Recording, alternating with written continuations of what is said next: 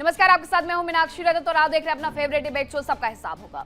ईसाई हो, यहूदी हो, मुसलमान हो, सब ट्रंप से परेशान है। दुनिया आज एक ऐसे मोड़ पर खड़ी है जहां डोनाल्ड ट्रंप के खिलाफ हर तरफ से बगावती शोर उठते हुए दिखाई दे रहा है। सत्ता का गुरूर और बड़ बोलेपन ने ट्रंप को आज उस चौराहे पर लाकर के खड़ा कर दिया है जहां से हर रास्ता उनकी बर्बादी की तरफ जाता है। इसी पर दो पंक्ति है कि मजहब की दीवारों को जो नफरत से तोड़ते हैं वो खुद अपने लिए तबाही का मंजर छोड़ते हैं। आज दुनिया की नफरत ने उन्हें इस कदर घेरा हुआ है कि हर तरफ अंधेरा है, न जाने कहां सवेरा है। अब ट्रंप ऐसे शख्स बन गए हैं जिनसे ईसाई, यहूदी, मुसलमान सभी कोई नफरत करने लगा है। अब इसके पीछे की वजह क्या है वो कारण आपको समझा देते हैं। दरअसल ट्रंप ने पोप लियो पर टिप्पणी की जिसकी वजह से दुनिया भर में ईसाई जो रहते हैं उनमें नाराजगी देखी गई। ईरान जंग को पवित्र युद्ध पेश करने से कई धार्मिक नेता आहत बताए जा रहे हैं और असहमत भी बताए जा रहे हैं। ट्रंप का खुद को यीशु की तरह दिखाना ईसाइयों के लिए ईश निंदा जैसा है ये। और गाजा ईरान पर इजराइल की ओर झुकाव मुस्लिम देशों में असंतोष पैदा करते जा रहा है। शांति समर्थक यहूदियों के बीच डोनाल्ड ट्रंप को लेकर के असंतोष खास तौर पर देखने को मिल रहा है। पोप लियो पर की गई भद्दी टिप्पणी ने ईसाई जगत के सब्र के बांध को तोड़ दिया है। जो ईसाई देश कभी ट्रंप के करीब थे आज वही उनके खिलाफ आग उगल रहे हैं। ट्रंप ने आसमान पर थूका जो उन्हीं के मुंह पर आ गिरा है। शांति के दूत का अपमान करके उन्होंने करोड़ों ईसाइयों के दिल पर जो घाव किया उसका अंजाम अब भारी नाराजगी के रूप में सामने आ रहा है। अब ट्रंप के विरुद्ध दुनिया कैसे युद्ध कर रही है? ट्रंप की सनकीपन से कई देशों में दरअसल नाराजगी है। उनके व्यवहार को लेकर के किसका क्या कहना है जरा वो भी जान लीजिए। सबसे पहले आपको बताती हूँ कि इटली की प्रधानमंत्री जॉर्जिया मेलोनी क्या कह रही है। उन्होंने कहा कि ट्रंप का पोप लियो का जो अपमान ट्रंप ने किया है वो अस्वीकार है। एमैनुअल मैक्रों राष्ट्रपति फ्रांस के हैं। फ्रांस बदमाशों के बजाय सम्मान को चुनता है, ये उनकी तरफ से बड़ी बात कही गई। मार्क कार्नी पीएम है कनाडा के। कनाडा बिकाऊ नहीं और ना कभी होगा, ये उनकी तरफ से कहा गया। अब मैक्सिको के राष्ट्रपति क्लाउडिया शीनबाम ने क्या कहा? उन्होंने कहा कि ट्रंप किसी देश की जनता का गला नहीं घोट सकते हैं। ब्राजील के राष्ट्रपति लूला डी सिल्वा की तरफ से कहा गया कि ट्रंप का शांति वोट, जो शांति बोर्ड है उनका, वो यूएन को खत्म करने वाला कदम है। ट्रंप दो मुहा सांप की तरह है, एक तरफ शांति की बात करते हैं, दूसरी तरफ जंग की साजिश रचते हैं। इतना ही नहीं, नेतन्याहू की तरफ उनके जरूरत से ज्यादा झुकाव ने शांति के समर्थक यहूदियों को भी बागी बना दिया है। और अपनों को खुश करने के चक्कर में ट्रंप ने ऐसा रास्ता चुन लिया जिसकी वजह से ना वो घर के रहे ना घाट के। आज शांति प्रिय यहूदी भी मान रहे हैं कि ट्रंप की नीतियां दुनिया को सिर्फ विनाश की ओर लेकर के जा रही हैं। दुनिया भर में नाराजगी के बीच ट्रंप के खिलाफ युद्ध की संभावना से दुनिया पर क्या असर पड़ेगा? जो युद्ध की संभावनाएं बन रही हैं उससे दुनिया पर क्या असर पड़ेगा जरा वो भी आपको बताते हैं। युद्ध की स्थिति में शेयर बाजार क्रैश हो सकता है और अभी हमने पिछले दिनों देखा भी कि ऐसा ही हुआ। दुनिया एक मंदी की चपेट में आ सकती है और ट्रंप के खिलाफ यूरोपीय सहयोगियों के खड़े होने पर नेटो टूट सकता है। परमाणु हथियारों के इस्तेमाल की संभावना इसके साथ साथ बढ़ सकती है और दुनिया दो धड़ों में बढ़ सकती है। एक तरफ जिसमें यूएस और उसके समर्थक होंगे और दूसरी तरफ यूएस से असंतुष्ट जो देश है उनका गठबंधन होगा। अमेरिका के भीतर गृह युद्ध जैसी स्थिति है। ट्रंप के समर्थक और विरोधी अमेरिका में भिड़ सकते हैं, यह भी कहा जा रहा है। ईरान पर हमले को लेकर के दुनिया भर ने सवाल खड़े किए हैं। किसी देश ने अमेरिका का साथ नहीं चुना है। ईसाई, यहूदी, मुसलमान तीनों समुदाय में नाराजगी साफ देखने को मिल रही है और ट्रंप ने ऐसा करके अपने ही पैरों पर कुल्हाड़ी मार ली है, यहां तक कहा जाने लगा है। अब देखना यह है कि दुनिया का यह बढ़ता आक्रोश ट्रंप को आखिरकार किस अंजाम तक पहुंचाता है। आज इसी मुद्दे पर करेंगे चर्चा की शुरुआत, लेकिन सबसे पहले आपको एक रिपोर्ट दिखाते हैं।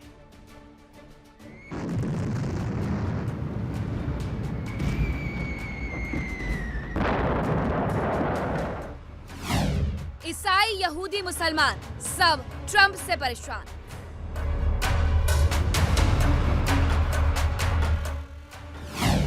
डोनाल्ड ट्रंप के विरुद्ध अब दुनिया करेगी युद्ध।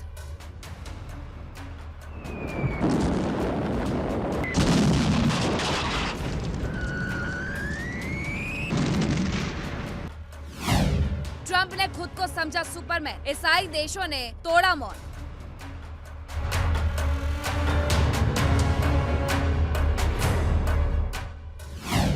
मेलोनी ने खींची तलवार, ट्रंप से जंग के लिए बेकरार।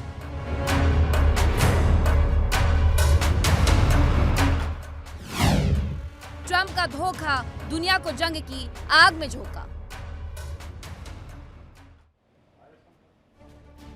तो सबसे बड़ा सवाल आज चर्चा का यही है कि क्या ईसाई, यहूदी, मुसलमान सब ट्रंप से परेशान होकर के युद्ध का बिगुल फूंक देंगे।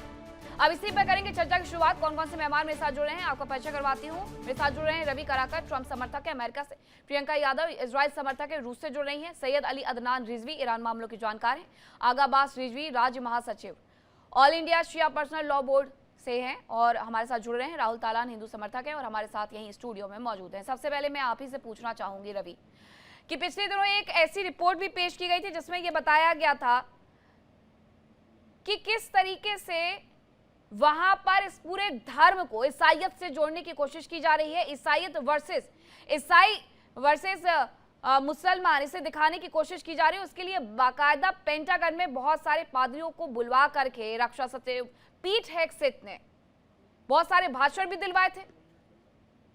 क्या ये धर्म युद्ध चल रहा है या सिर्फ युद्ध चल रहा है?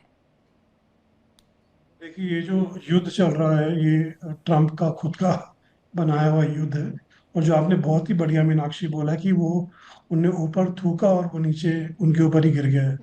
तो एक आपको समझना पड़ेगा कि जो रिपब्लिकन बेस है वो बहुत ज़्यादा रिलीजियस है, बहुत ज़्यादा क्रिश्चियनिटी को मानता है, चाहे वो कैथोलिक है चाहे प्रोटेस्टियन है।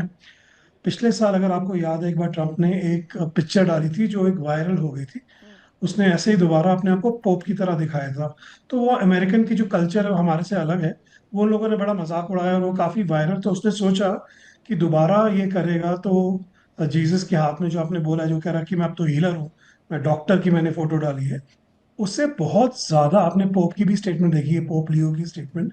तो काफी लोग जो है एक तरीके से सिर्फ नाराज नहीं है, वो शॉक्ड और काफी ज्यादा रैटल्ड है, मतलब हिल चुके हैं बुरी तरीके से कि इतना ज्यादा आप सेल्फ सर्विंग और इतना ज्यादा ईगोमेनियाक आपका हो गया कि आप अपने आप को जीसस के साथ कंपेयर कर रहे हैं। आपने मेलोनी की भी स्टेटमेंट देखी है और बाकी जो जितने भी क्रिश्चियन जो स्टेट्स हैं और लीडर्स हैं वो बहुत ज्यादा उसको कंडेम कर रहे हैं। तो एक तरीके से ये आई थिंक ये ट्रम्प ने एक तरीके से, जो कल भी शायद हमारी बात हुई थी, कि अपने ही चक्रव्यूह में वो बुरी तरह फंस रहा है। और चाहे वो आपको पता ही है कि मुस्लिम कम्युनिटी और बाकी जू कम्युनिटी भी काफ़ी उनसे नाराज़ चल रही है। तो अपना जो बनाया हुआ इनने जो जाल है ना, और इनके जो सलाहकार हैं, उनने ट्रम्प के साथ मिल के बिल्कुल ही एक तरीके से कहते हैं ना कि मिट्टी पलीत कर दी है, और जिसमें तो बड़ा मुश्किल है उसको निकलना। और चाहे वो कुछ भी कर ले, अब आप साथ में जेडी वेंस को देखिए। जेडी वेंस एक बहुत क्लियर कमिटेड कैथोलिक है, और वो उनका प्रेसिडेंट है जो अपने आप को जीसस दिखा रहा है। मतलब कि आप सोच सकते हैं कि विडंबना जेडी वेंस की आज, कि वैसे ही उनकी पाकिस्तान में वो फेल हो चुके हैं, अब यहाँ पे ट्रम्प ने एक और सिर पे स्यापा कहते हैं पंजाबी में खड़ा कर दिया है। तो हमको लगता है बड़ा क्लियरली कि ये ट्रम्प जो है अपने ही, आपने बोला बड़ा क्लियरली, चक्रव्यूह में, अपना ही बिछाए हुए चक्रव्यूह में फंस गए हैं। वो धंसते जा रहे हैं और उनका निकलना बहुत डिफिकल्ट है अभी। ठीक है प्रियंका, इस पूरे युद्ध में ये दिखाने की कोशिश की गई अमेरिका की तरफ से, राष्ट्रपति डोनाल्ड ट्रंप की तरफ से, कि वो इजराइल के साथ खड़े हुए हैं। लेकिन ऐसा नहीं है कि इजराइल में हर कोई डोनाल्ड ट्रंप को पसंद करता हो। खास तौर पर जब उन्होंने ये ट्रुथ सोशल पर पिक्चर पोस्ट की थी, जिसका जिक्र रवि की तरफ से भी किया गया है, उन्होंने साफ किस तरीके का पिक्चर पोस्ट किया था आपको याद होगा कि खुद को वो जीसस दिखाने की कोशिश कर रहे हैं। जब जैसे ही विवाद बढ़ता है उसके बाद वो अचानक से पोप लियो पर बोलना शुरू कर देते हैं और उसके बाद वो पिक्चर डिलीट करके ये कह देते हैं कि मैंने तो खुद को डॉक्टर की तरह पेश किया था। लेकिन उनकी जो तमाम हरकतें हैं, मैं सीधे कहूंगी, वो किसी को भी पसंद नहीं आ रही हैं। इस पूरे युद्ध को धार्मिक युद्ध की तरह पहले तो लड़ने की कोशिश की गई और उसके बाद खुद को ही सबसे बड़ा नेता दिखाने की जगह जीसस तक दिखाना शुरू कर दिया गया। नमस्कार मीनाक्षी जी। सबसे पहले तो मैं इजराइल की अगर बात करूं तो जैसे हमारे भारत में भी वामपंथी है, लेफ्टिस्ट है, ऐसे इजराइल में भी एक सेक्टर है वामपंथियों का और लेफ्टिस्ट का।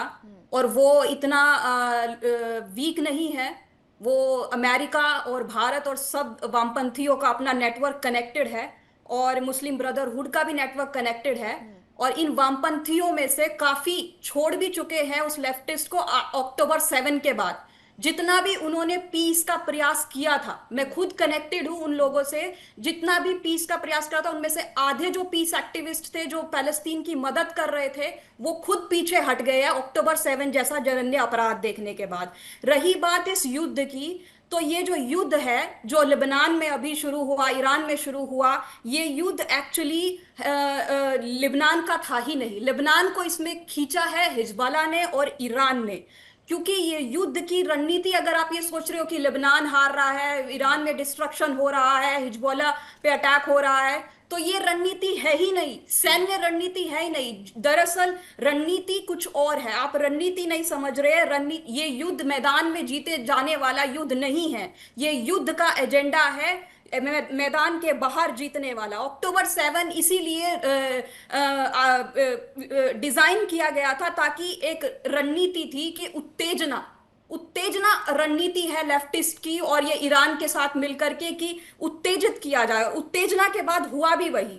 क्या हुआ? क्रूरता, अपमान, आतंक, इस तरीके की पिक्चरें दर्शाई गई। क्या था इसका एजेंडा? नागरिकों का दुख दिखाना और विनाश दिखाना, इजराइल को अलग थलग करना, जनसंख्या को उग्र बनाना, अरब दुनिया के साथ जो इतने टाइम से डेवलप करके इजराइल और अमेरिका ने जो रिलेशनशिप स्टैब्लिश करे थे उनको ब्रेक करना। इसीलिए सिर्फ वो खाड़ी देशों पे उन्होंने हमला किया था। और ये जो रणनीति ईरान ने हिजबुल्लाह के साथ मिलकर ये लगाई है कि इजराइल को अलग थलग करना, उसको डेविल दिखाना, अमेरिका को डेविल दिखाना, ये जो रणनीति है उसी पे बैकफायर कर गई है। क्योंकि 34 साल के बाद पहली बार ऐसा हुआ है कि इजराइल और लेबनान की जो लीडरशिप है वो एक मंच पे पीस के लिए बात करने सामने आई है, एक साथ आई है। आप मुस्लिम ब्रदरहुड के तहत आप इजिप्ट खो चुके हैं, आप जॉर्डन खो चुके हैं, आप, हमें सबको पता है कि आपकी जो हिडन रणनीति है वो क्या है। वो ये सब कुछ दिखाना आपने दिखा दिया जब आप वहां पर आपके ऑयल रिफाइनरी के सामने आपने अपने लोग बंदे खड़े कर दिए कि आओ अटैक करो। भाई साहब, ये कोई तीर तलवार का युद्ध नहीं हो रहा जो सामने से अटैक होगा। रेजिलियंस कहती है कि जान माल और मानसिक संतुलन बचाओ। वहां पर यहूदी शाम को बंकर में होते हैं, सुबह बीच पे पार्टी करते हैं। This is called resilience. This is जो आप दिखाते हैं वो थैनाटोस है, मृत्यु प्रवृत्ति, जिसको थैनाटोस बोलते हैं, डेथ इंस्टिंक्ट बोलते हैं। वही डेथ इंस्टिंक्ट जो अपने लोगों पे लगाते हैं, उनको भेड़ बकरियों की तरह आगे चारा बना करके। क्या करे वो? उन्होंने जो अटैक किया, जब तक वो हिजबुल्लाह, हमास और हुतीस मुझे और लगता है कि जितने आपकी भी बातों से एंटी-इजराइल मोहम्मद एलिमेंट हुसैन बिल्कुल भी सहमत नजर नहीं आ रहे हैं। मोहम्मद हुसैन, ह्यूमन शील्ड की तरह लोगों का इस्तेमाल किया जा रहा है।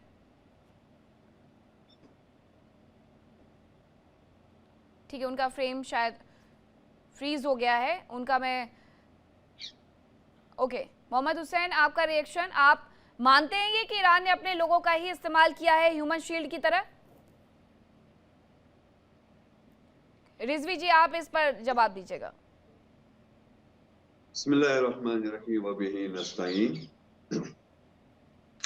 जैसा कि हमारी मोहतरमा फरमा रही थी, मेरे ख्याल में इनको काफी स्टडी की जरूरत है इस मामले में। सबसे पहले अगर हम इजराइल का वजूद देखें, 1947 से था नहीं। उससे पहले जब जूज का कत्लेआम हुआ है, ये मुख्तलिफ यूरोपियन कंट्रीज में रह रहे थे। अगर इस पे हम बहस करें तो एक लंबी बहस चली जाएगी, क्यों कत्ल हुआ है, कत्लेआम हुआ है, हिटलर ने जैसे किया है। और उसके बाद यही अरब कंट्रीज जो कुछ हैं उनके आसपास, उन्होंने थोड़ी सी जमीन उनको दे दी, तब इजराइल का वजूद आया है। जिस तरीके से आपने अपने रिपोर्ट में पेश किया है, इस वक्त चाहे यहूदी हो, चाहे वो ईसाई हो, मुसलमान हो, हिंदू हो, आपने हिंदू का नाम नहीं लिया बल्कि मैं ले रहा हूं, हिंदू हो, और जितने भी अध्ययन हैं, जितने भी रिलीजन हैं, सब के सब अमेरिका से तंग आ चुके। अब बात रही कि जैसे कि उन्होंने कहा कि जॉर्डन की बात कर रहे हैं ये, या दूसरे जो कंट्रीज हैं उनकी बात कर रहे हैं ये। मुझे ये बताएं कि अगरचे इजराइल का वजूद आया है, तो इजराइल को उसी तरीके से बैठना चाहिए कि जिस तरीके से उनको कहा गया था, कि जिस तरीके से वो मिन्नतें मांग रहा था उस वक्त, मुझे थोड़ी सी जमीन दे दे ताकि हम यहाँ रहे। लेकिन जब इजराइल का वजूद आया है तो फौरन अमेरिका ने क्या कुछ किया है, उन्होंने गल्फ कंट्रीज में पैसे अपने देकर खरीदी थी यहूदियों ने वो जमीन। जी स्टडीज की बात कर रहे हैं, मैं साइकोलॉजी ऑफ टेररिज्म की एक्सपर्ट हूं, बता दूं मैं आपको, and I am a PhD scholar, ठीक है। जी, और जो आप कह रहे हैं कि आपने खैरात में दी है, वो जमीन उन्होंने खरीदी थी। गाजा भी उन्होंने स्टैब्लिश किया था, और गाजा को फिर स्टैब्लिश करके कंस्ट्रक्शन करके फिर फलस्तीनियन के हाथ सौंप दिया था। लेकिन फलस्तीनियन ने उसका किया क्या? वहां पर सारे हमास के आतंकी कैंप और अंडरग्राउंड टनल्स बसा दिए। ये किया था आप लोगों ने उसका। आप लोगों ने खैरात में जमीन नहीं दी थी। आप मुझे बात करने थे, जैसे आपकी तहकीक है, जैसे आपकी स्टडी है, इतने हमारे पास भी हैं। लेकिन मुझे ये बताएं कि सबसे पहले मुझे बताएं 33,000 बच्चों को किसने कत्ल किया है? इजराइल ने। 70,000 से जायद फलस्तीनियों को कत्ल किसने किया है? इजराइल ने। 42,000 रेवोल्यूशनरी आप मार चुके हैं ईरान के अंदर। 42,000 रेवोल्यूशनरी जो ईरान की एक्चुअल फिलॉसफी को और उनको सपोर्ट किया, एक्सट्रीमिज्म से हटके ईरान की जो एक्चुअल स्वरूप है, एक्चुअल जो सभ्यता है, एक्चुअल जो कल्चर है, उसको दोबारा जीवित करने की प्रयास कर रहे थे। उन 42,000 बच्चों को आप मार चुके हैं ईरान में। किस जगह पे? और मैं पोप की भी बात बता दूं, पोप वहां नहीं बोलते जहां सिनाई में जो चीज हो रहा है। बोको हराम पूरे दुनिया का सबसे क्रूर आतंकी संगठन। आती हूं मोहम्मद हुसैन। सिनाई में क्रिश्चियन बच्चों का इतना बुरा कत्लेआम आज भी चल रहा है, पोप को वो नहीं दिखाई दिया। जब लेबनान को 90% ईसाइयत से 50% पे लाकर सीमित कर दिया गया, पोप को जो वो नहीं दिखाई दिया। तो और रही बात अपने सरजमीन पे इजराइल के खिलाफ आज इतने एहतजाज होते हैं, वो तो इजराइल के चेहरे पे तमाचा है, वो तो अमेरिका के चेहरे पे तमाचा है। आप फिर ईरान की बात कर रहे हैं। आप मुझे ये बताओ, आप ये समझ रहे थे कि शायद हमने हमले किए हैं तो 3 दिन में हम ईरान की सफ़े हस्ती को मिटा दें? मिटा गए हैं। आज आप सीज फायर करने के लिए मजबूर हो गए हैं। जहां तक इकोनॉमिक और जहां तक मिलिट्री डिस्ट्रक्शन की बात है, वो ऑलरेडी हटा दिया गया है, मिटा दिया गया है। लेकिन रही बात आपकी डेथ इंस्टिंक्ट की, रही बात आपकी जो ये मृत्यु प्रवृत्ति है, ये जो एक्सट्रीमिज्म है, ये कभी भी नहीं हटाया जा सकता है। ये हटाना आसान नहीं है, बिकॉज ये साइकोलॉजिकल है। ये साइकोलॉजिकल है। के साथ चेंज होगा, आप ये कहना चाह रही हैं प्रियंका? प्रियंका, रिजीम के साथ चेंज होगा, आप ये कहना चाह रही हैं? एक छोटा सा रिएक्शन दीजिएगा प्लीज। हाँ, रिजीम ठीक है, ठीक है। मोहम्मद हुसैन आपकी बातों से बिल्कुल इंतफाक रखते हुए नजर नहीं आ रहे हैं, वो भी इस पर प्रश्न चिन्ह लगा रहे थे। Mohammad Hussain please complete. जी, मैं 2 टॉपिक के ऊपर बात करना चाहूंगा। सबसे पहले प्रोग्राम का जो आपने टॉपिक रखा था, मैडम ने जरा भी उस टॉपिक की तरफ इशारा नहीं किया है। मुझे लगता है वो एक अलग डायरेक्शन में टॉपिक को लेकर गई है। लेकिन मैं सबसे पहले, इससे पहले कि मैं टॉपिक के ऊपर आकर कुछ अपने पॉइंट्स को रखूं, मेन पॉइंट ये बोलना चाहूंगा कि अगर इन्होंने साइकोलॉजी में एक्सपर्टीज इनकी है, कि जो इनकी बातों से बहुत ज्यादा मैं फील नहीं कर पाया या महसूस नहीं कर पा रहा हूं, तो ये कम से कम क्लियर है कि इनकी एक्सपर्टीज हिस्ट्री में नहीं है और इनकी एक्सपर्टीज पॉलिटिकल साइंस में नहीं है। कम से कम इतना मुझे अभी समझ में आता है, और उसकी वजह मैं बयान करता हूं। जब उन्होंने ये कहा कि इसराइल के बारे में और इसराइल के एग्रेशन अटैक के, जिसको पूरी दुनिया कंडेम कर रही है, इवन यूनाइटेड नेशन और ये तमाम लोग, यूनिसेफ, अलग अलग तरीके से सब ने कंडेम किया है, उस तरह के कंडेमेनेशन के बाद में भी ये आके उसको डिफेंड करने की कोशिश कर रही हैं। मुझे बहुत अफसोस हुआ इस बात को सुनकर। रही बात ये कि उस एरिया के अंदर ये जो लड़ाई है, इसका इतिहास 1948 से देखने की जरूरत है। और अगर ये 1948 से देखा जाएगा तो साबरा, शतीला, 1967, 61 ऐसी बहुत सारी जंगों को देखा जाएगा जहां पर बच्चों को, औरतों को मारा गया है और बेगुनाह लोगों को बहुत बुरी तरह से कत्ल किया गया है। ये एक पूरी हिस्ट्री है। एक चीज जो इन्होंने घर के बारे में और खरीदने के, जमीन खरीदने की तरफ इशारा किया है, हाँ मैं मानता हूं कि हो सकता है कि कुछ छोटी सी जगह को इसराइल ने खरीदा हो, लेकिन यूएन के रेजोल्यूशन के हिसाब से भी जो जमीन इसराइल को दी गई थी और जो जमीन फिलिस्तीनियों को दी गई थी, आज इसराइल ने बहुत सारी फिलिस्तीनियों के हिस्से की जमीन के ऊपर शेल्टर बनाकर कब्जा किया है नाजायज। और फिर इसराइल ने इन्वेंशन किया है, घुसा है वो लुबनान के अंदर। हिजबुल्लाह ने अपनी जमीन का दिफा शुरू किया है। हमास भी अपनी जमीन की आजादी की लड़ाई वहां पर लड़ रहा है। तो ये इनके हिस्टोरिकल फॉल्स नैरेशन जो ये देना चाह रही थी, उसका ये मैं जवाब देना चाह रहा हूं। रही बात आपके सवाल की कि ट्रंप से सब लोग परेशान है, मेरा मानना यह है कि ट्रंप की जगह इसको कहना चाहिए अमेरिका। अमेरिका ने जापान के ऊपर न्यूक्लियर बम गिराया तो वहां पे बुद्धिस्ट और वहां पे जो दूसरा दीन है वो लोगों को उसने परेशान किया है। वो भी कब बम गिराया? जिस वक्त वो लोगों ने अपनी हार को मान लिया। क्या जापान ने पर्ल हार्बर को नस्ते-नाबूद नहीं किया था? प्लीज प्लीज मैडम, आप इनको आप एक तरफ देखते हैं वही बात कि आज ईरान और लिबनान आपको दिखता है, लेकिन आपको अक्टूबर 7 नहीं दिखता है। आपको बोंडाई बीच पे जो हुआ वो नहीं दिखता है, जो कि मुस्लिम ब्रदरहुड का प्लान है कि जब यहूदियों को मारा जाए दुनिया सन्न पड़ जाए। आपका इस तरीके का रैकेट है, इस तरीके की हेटरेट, वही हिटलर वाला एरेना दोबारा लाया जा रहा है।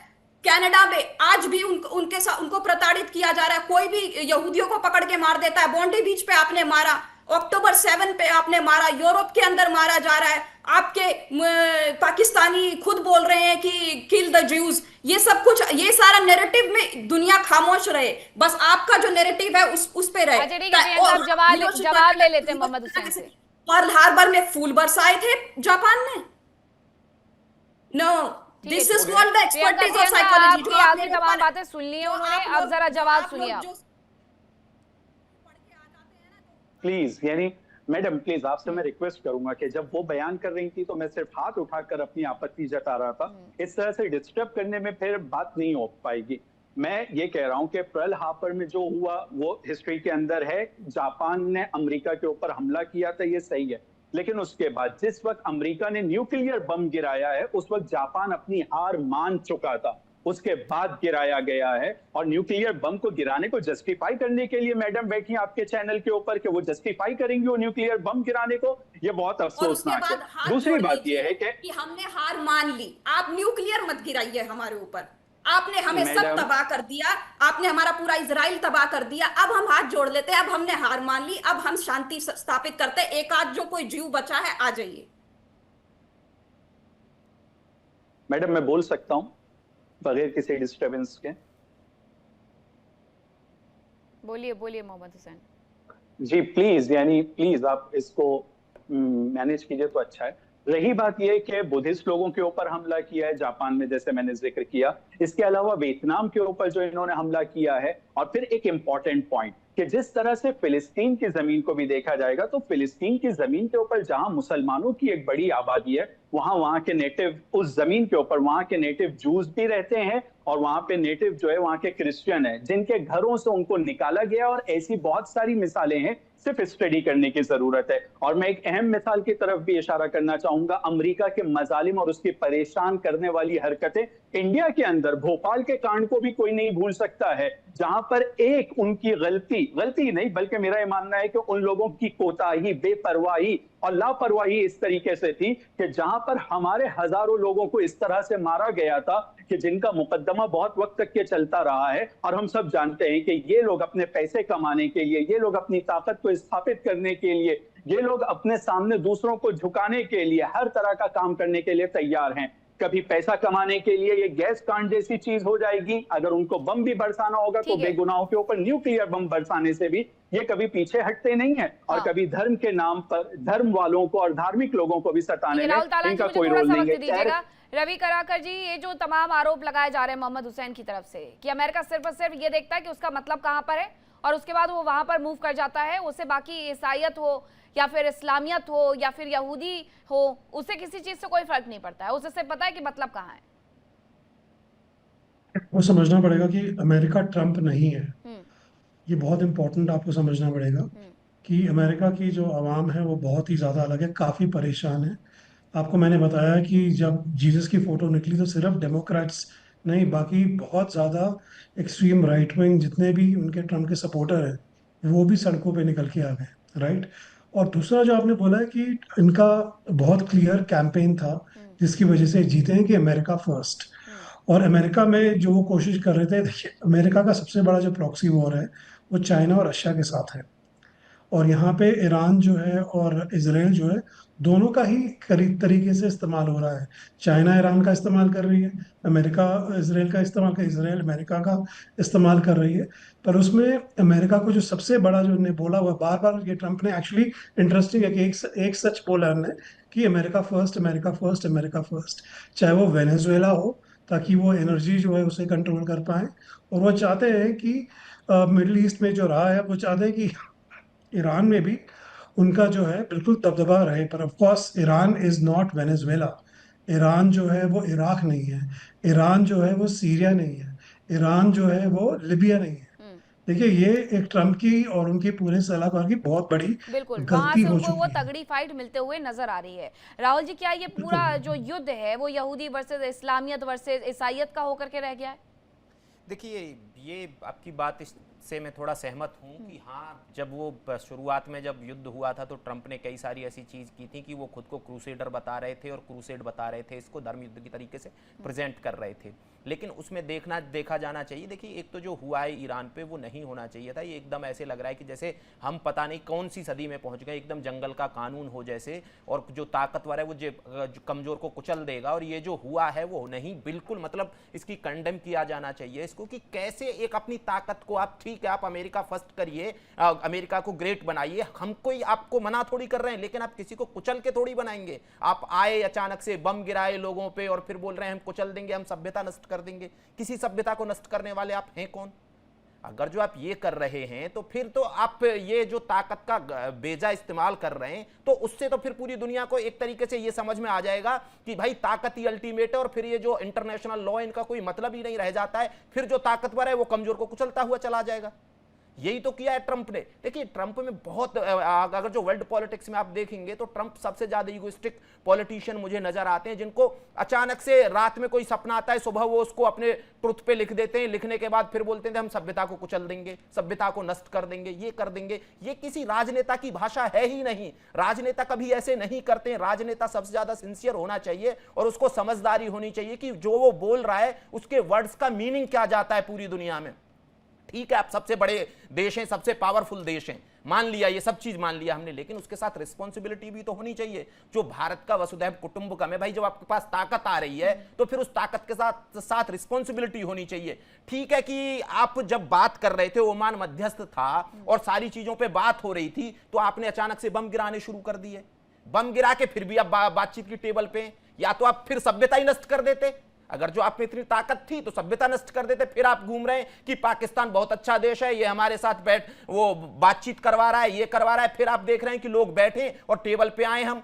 और सवाल ये है मीनाक्षी जी कि आप एक ऐसे देश के साथ, देखिए इस रीजन में बहुत सारे देश हैं, लेकिन आप पाकिस्तान जैसे फेल्ड स्टेट को एकदम ऐसे आगे बढ़ाए जा रहे हैं अचानक से, और बोलते हैं कि ये बहुत अच्छा देश है। साहब वो जो मुनीर हैं, जो उनके कि फील्ड मार्शल मुनीर बड़े अच्छे आदमी है। तो ये ट्रंप, मुझे ऐसा लगता है कि भटक गए। इजराइल की जो विदेश नीति है, मुझे इजराइल की तो ठीक है, अमेरिका की विदेश नीति, देखिए इजराइल के लिए लगातार ईरान बोलता रहा कि भाई death to Israel, death to Israel. वो नहीं होना चाहिए था, 7 अक्टूबर भी नहीं होना चाहिए था। देखिए पीस सिर्फ एक वर्ग, जो मतलब एक विशेष वर्ग की या एक किसी समुदाय की या एक देश की जिम्मेदारी नहीं है। वो दोनों जो देश हैं जो एक दूसरे के विरोधी हैं, उन दोनों की बराबर की जिम्मेदारी है। पीस तब मेंटेन होगी। लेकिन साथ में हमें यह भी देखना चाहिए कि जो अमेरिका, जो इंटरनेशनल लॉ का सबसे बड़ा हामी बनता था, मानवाधिकार का सबसे हामी बनता था, पूरी दुनिया को रैंकिंग देते हैं कि इसकी मानवाधिकार में ये है वो है, और उन्होंने इतना बड़ा सिस्टम डेवलप किया और वो सब पे प्रतिबंध लगाने की धमकी देते हैं।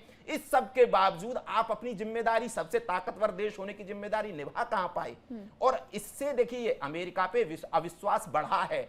अब देखिए जैसे भारत को बहुत लंबे तक समय तक ट्रैप में फंसाया गया, क्वाड करके फंसाया गया। आज वो क्वाड है कहां? भारत इतने लंबे समय तक क्वाड का 1 साल तक अध्यक्ष था, उस क्वाड की कोई मीटिंग हुई? नहीं हुई।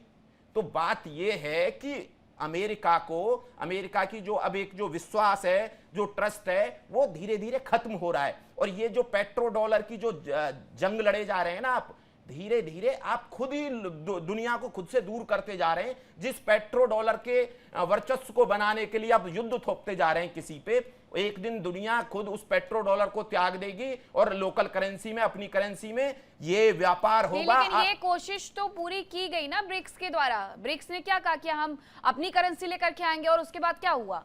रवि जी आप बताइएगा कि उसके बाद क्या हुआ? अमेरिका की तरफ से एक्स्ट्रा टैरिफ लगाने की बात कह दी गई। वो तो चाहते नहीं है कि मेक अमेरिका ग्रेट अगेन बनाने के पीछे का मकसद जरा सबको समझ में आ जाता है, लेकिन मेक अमेरिका ग्रेट अगेन होगा कैसे? यानी किसी देश की इकोनॉमी को आप बैठाते जाइए, पूरी दुनिया के व्यापार को आप बैठाते जाइए, तब जाकर के आपकी करेंसी और आपका व्यापार ऊपर आ पाएगा।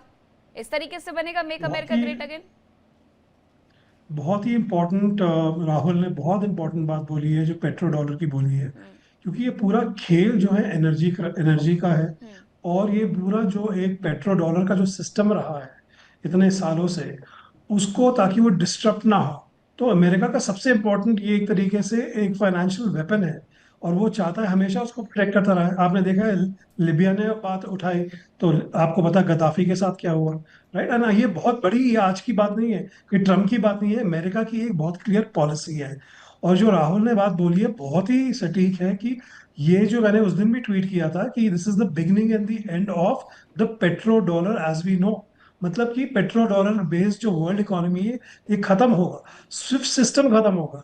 इंडिया जैसे देश ने जहाँ पे यूपीआई में इतना ज्यादा कनेक्टिविटी करके पूरे सिस्टम को बदल दिया है, और जहाँ पे आप देख रहे हैं सऊदी अरेबिया ने पेट्रो डॉलर को बाईपास करके चाइना के साथ युआन में उन लोगों ने बेचा, इंडिया ने अपनी रशिया के साथ बेचा। तो ये जो है ये अमेरिका को बहुत ज्यादा खाता है कि ये सिस्टम कैसे शुरू हो गया, क्यों शुरू हो गया।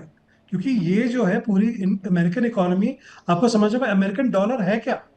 डॉलर जो था पहले गोल्ड के साथ लिंक था, 1971 में उसको हटाया और उसके बाद उसको पेट्रो डॉलर में डाल दिया।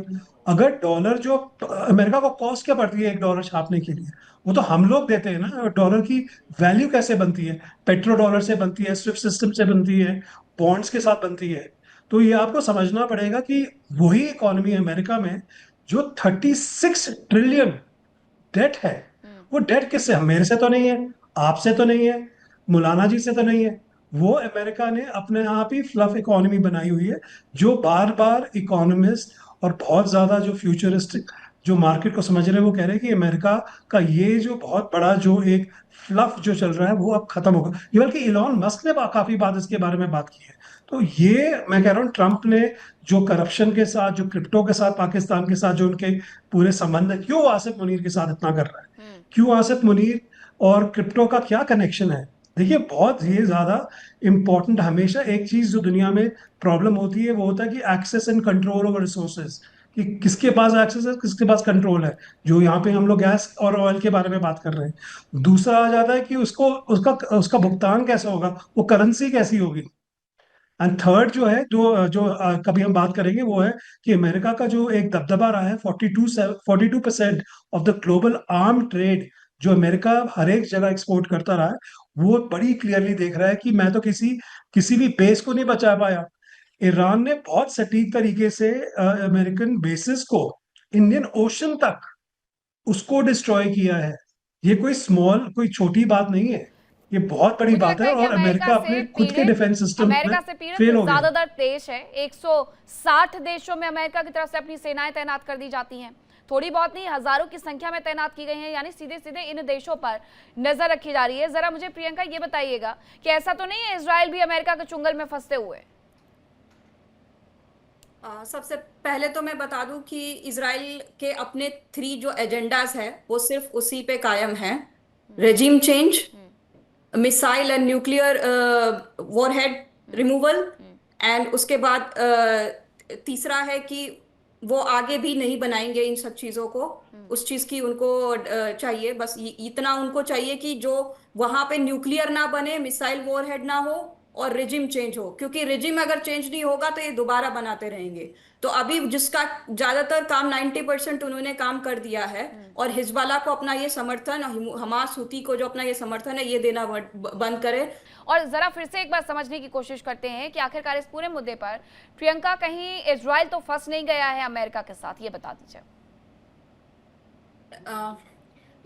सबसे पहली बात तो मैं ये बता दूं, जो अभी हमारे को पैनलिस्ट ने बोला कि सभ्यता को डिस्ट्रॉय करने की कोशिश की जा रही है। बहुत टाइम से एक ये बहुत बड़ा एकेडमिक ब्लंडर, एकेडमिक फ्रॉड मैं कहूंगी, जो किया जा रहा है कि किसी चीज को भी सभ्यता बोल देते हैं। कोई ईरानियन सभ्यता नहीं होती थी, वहां पर सिर्फ सुमेरियन सभ्यता, सुमर सभ्यता हुआ करती थी, जिसमें लायन एंड सन का जो झंडा होता था उसी को पुनः जीवित करने की कोशिश की जा रही है, एक एक्सट्रीमिस्ट रिजाइम को रिप्लेस करके। वहां कोई सभ्यता नहीं है, वहां एक एक्सट्रीमिस्ट रिजाइम एग्जिस्ट करता है, और उसको रिप्लेस करके जो एक्चुअल सभ्यता है उसको पुनः जीवित करने की कोशिश की जा रही है।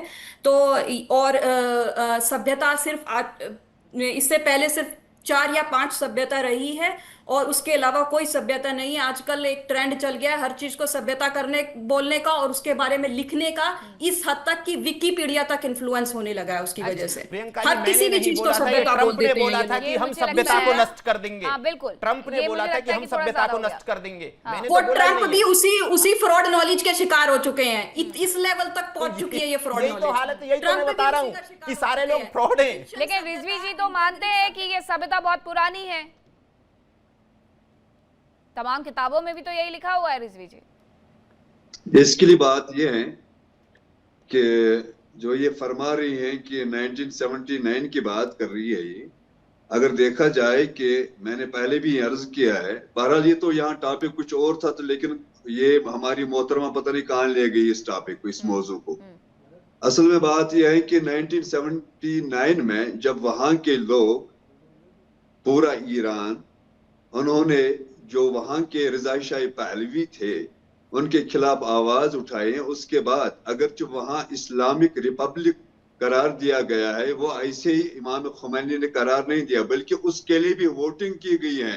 हर मुल्क अपने मुल्क में जो वहां के जो बाशिंदे हैं वो उनकी मर्जी है, वो क्या करें क्या न करें। यहाँ ये मौजू नहीं है, मौजू यहाँ है कि जो आपका मुल्क इजराइल है, ये एक समझे कि ये अमेरिका का बेटा है, उसको इसलिए वहां पाला गया है ताकि वो हमेशा ईरान और जो वहां गल्फ कंट्रीज है उनके मुकाबले में रहें। पहले रेशियो को इम्बैलेंस किया जाता है, फिर वोटिंग की जाती है। मेरे ख्याल में it is the first time कि आप डिबेट में बैठी हुई हैं, आप बात नहीं करने देते, पहले तो बात करने दे। आपने जब आप बोलते तो हम तो नहीं बोलते हैं ना, हम नहीं बोलते। आप जरा आप सुने, थोड़ा अपने अंदर वो इतना वो रखें, इतनी वो जगह रखें कि सुनने की। आप में तो कुव्वत बर्दाश्त ही नहीं है, आप बर्दाश्त ही नहीं कर रही है किसी की बात सुनने को, आप रियलिटी को बर्दाश्त ही नहीं कर रही है। आप बात इस तरह है कि अमेरिका और इजराइल ने यह सोचा था कि शायद ईरान वेनेजुएला है, वेनेजुएला नहीं निकला। शायद अमेरिका और आपका इजराइल ये सोच रहा था कि ये लीबिया है, और आपका इजराइल और अमेरिका ये सोच रहा था कि ये इराक है। लेकिन ऐसी बात नहीं। जिस तरीके से आपके जो प्राइम मिनिस्टर है आपके कंट्रीज के, और जो हमारे ट्रंप हैं कि जिसने पूरे दुनिया में फितने और फसाद फैलाए हैं, और इस वक्त ये देखें कि जो आपके जूज हैं वो उसके मुखालिफ हैं। आपके जो जूज रहते हैं इजराइल में वो तो आपके प्राइम मिनिस्टर के खिलाफ हैं। वहां अब यहाँ दो चीज है, एक ज़ाइनी है, ज़ाइनी जो भी जुल्म हो रहा है, चाहे वो जूज के ऊपर हो रहा है, चाहे वो मुसलमानों के ऊपर हो रहा है, चाहे वो क्रिश्चियनों के ऊपर हो रहा है, वो कौन कर रहे हैं? ज़ाइनी। और ज़ाइनी और इजराइल, ये जो इजराइल में जो यहूदी रह रहे हैं, इनमें तो आसमान जमीन का फर्क है। हम तो ये नहीं कह रहे हैं कि जूस को उनको कत्ले आम किया जाए। अगर उनका भी कत्ले आम किया जाए तो हम उस चीज के भी मुखालिफ हैं।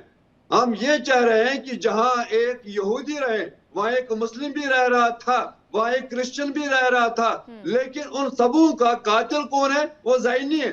वो ज़ाइनी कौन है? आपका प्राइम मिनिस्टर। और ज़ाइनी के साथ रिश्तेदारी किसकी है? Last comment. ठीक है रिजवी जी। जी, मेरे ज़हन में भी सिर्फ एक पॉइंट आता है और जो मैं कहना चाहूंगा कि मुझे बहुत अफसोस हुआ कि बचर ऑफ साबरा एंड शतीला, साबरा शतीला का जो कस्साब था एरियल शारोन, या टेलर ऑफ चिल्ड्रन, कि जिसको आज पूरी दुनिया, आप किसी के भी सामने जाकर कहें कि बच्चों का कातिल, तो सबके ज़हन में सबसे पहले जो नाम आता है आज के नेतन्याहू का नाम आता है, और एप्स्टीन फाइल वाले लोग, कि जो एक दूसरे के साथ सब कनेक्टेड लोग हैं। मुझे बहुत अफसोस हुआ कि आज इस तरह के टॉपिक में जो आपने रखा था और उसके बाद यहाँ पर ऐसी बातें हुई हैं कि इन लोगों के कामों को जस्टिफाई करने की कोशिश की गई है, और किसी भी तरह से इसराइल का कोई भी एक्ट, खास तौर पे 1948 के बाद से जस्टिफाई करने के वक्त काबिल इतने की इजाजत देता है। बहुत धन्यवाद आप सभी का मेरे साथ चर्चा का हिस्सा बनने के लिए, मेरे साथ जुड़ने के लिए। रुकने छोटे से ब्रेक के लिए कहीं मत जाएगा। इंडिया डेली अब आपको स्मार्ट टीवी पर भी मौजूद है। इंडिया डेली 24/7 अब इन सभी प्लेटफॉर्म पर लाइव देखें।